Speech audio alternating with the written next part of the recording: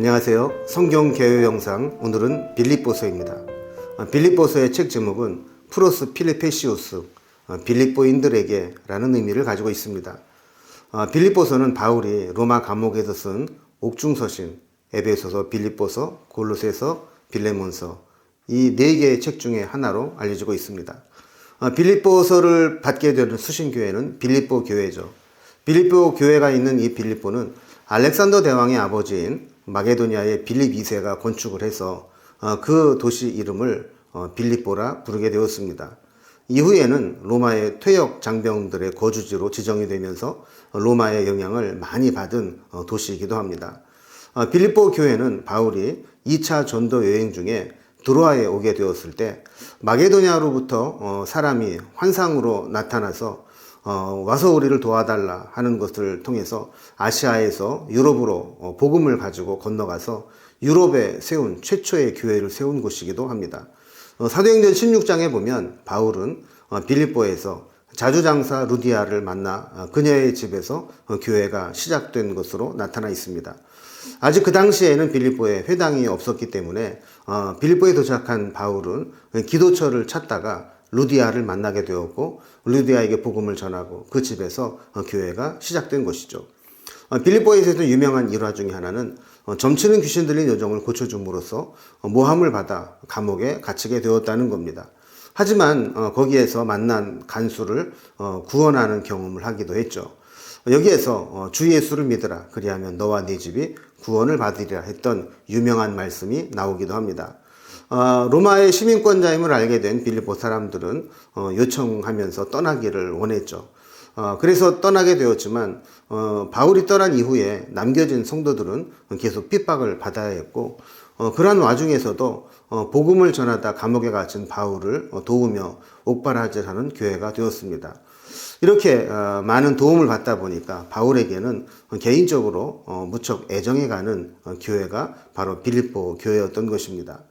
그러면 바울이 왜 빌립보서를 기록했는지 이 목적을 살펴보면 이 빌립보의 성격을 알 수 있습니다.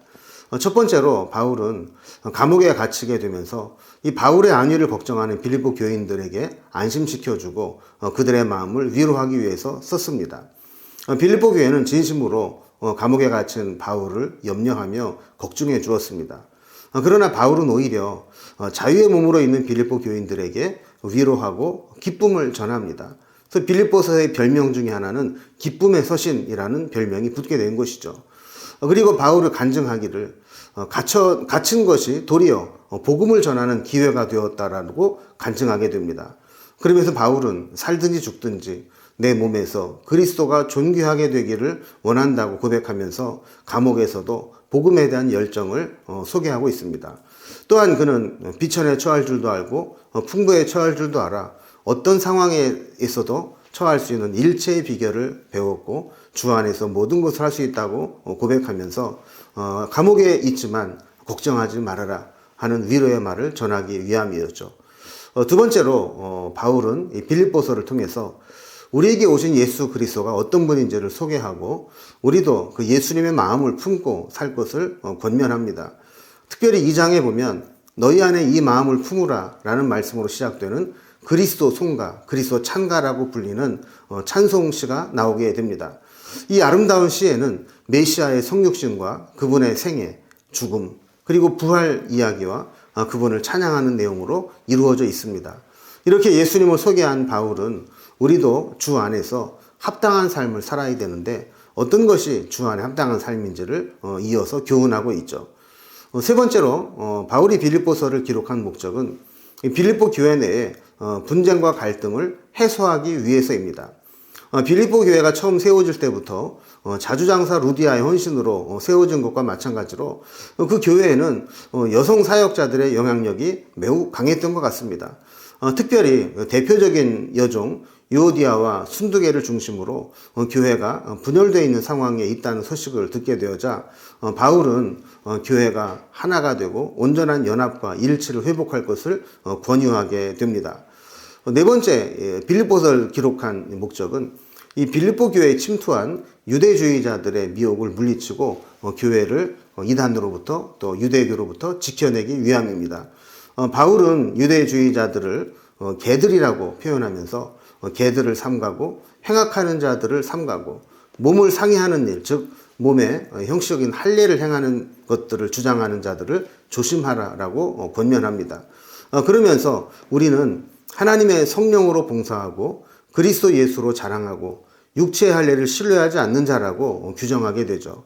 그러면서 그들이 그렇게 중요하게는 육체의 조건으로 따져본다면 바울은 그 어떤 율법주의자, 유대주의자보다 훨씬 더 뛰어난 자라고 자랑을 합니다.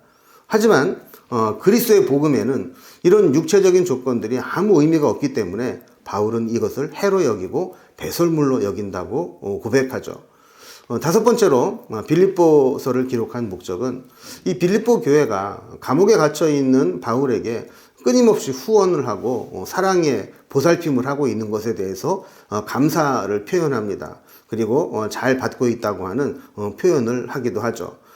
바울은 대부분의 경우 자비량으로 선교를 했지만 빌립보 교회의 후원에 대해서는 감사함으로 받았습니다.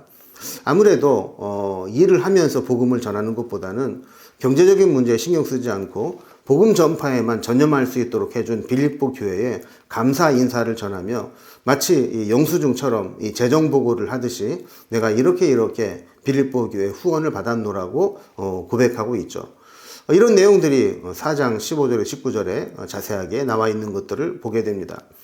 그 외에도 2장 25절에서 28절까지 보면 이 빌립보 교회가 바울에게 후원하기 위해 에바브로디도라는 사람을 보내게 되는데 그가 바울을 돕다가 중병에 걸려서 위독하게 됩니다. 이 소식이 빌립보 교회에도 전해지게 되었고 걱정을 많이 하게 되었는데 이 에바브라가 병이 나아서 이제는 안심하고 돌아갈 수 있다는 소식을 함께 전하기도 합니다.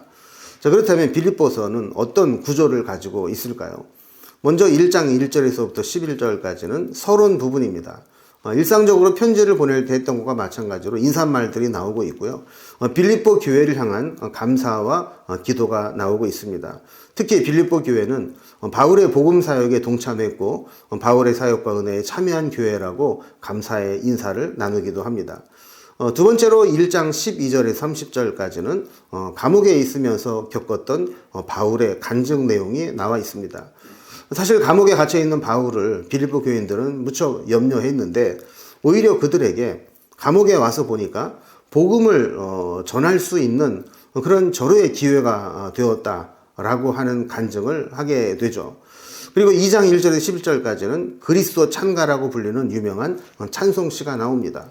너희 안에 이 마음을 품으라 곧 그리스도 예수의 마음이니 이렇게 시작을 하면서 죽기까지 순종하여 낮추신 예수님을 하나님은 지극히 높여주셨다라는 내용으로 찬송시가 기록되어 있습니다. 그리고 2장 12절에 30절까지는 두 명의 본보기가 되는 믿음의 사람들을 소개합니다.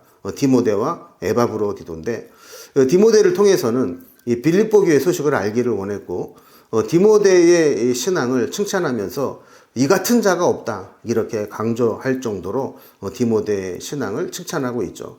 뿐만 아니라 바울을 돕기 위해 빌립보 교회에서 파견되어 온 에바브로디도에 대한 소식을 전하면서 그에 대해서 염려하지 말 것을 이야기하고 있죠. 3장으로 넘어오면 1절에서 11절까지 율법주의자들을 경계하는 말씀이 기록되어 있습니다. 빌립보 교회 침투에서 미혹하고 있는 유대주의자들의 실상을 설명하면서 거기에 물들지 않기를 교훈한 것이죠.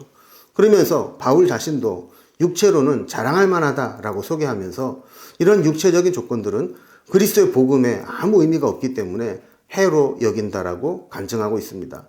그리고 이어지는 3장 12절에서 21절까지는 우리의 신앙이 표대를 향해 달려나가야 된다라고 이야기합니다. 우리의 시민권은 하늘에 있기 때문에 이 땅이 아니라 하나님께서 주신 표대를 향해 달려가는 신앙이 되어야 한다라는 이야기죠. 4장에 오면 이제 교회 일치와 성장에 대한 교훈을 줍니다.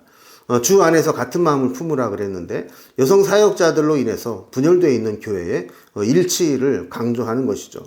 그러면서 항상 기뻐하고 염려하지 말고 또 기도와 감사의 생활을 하라.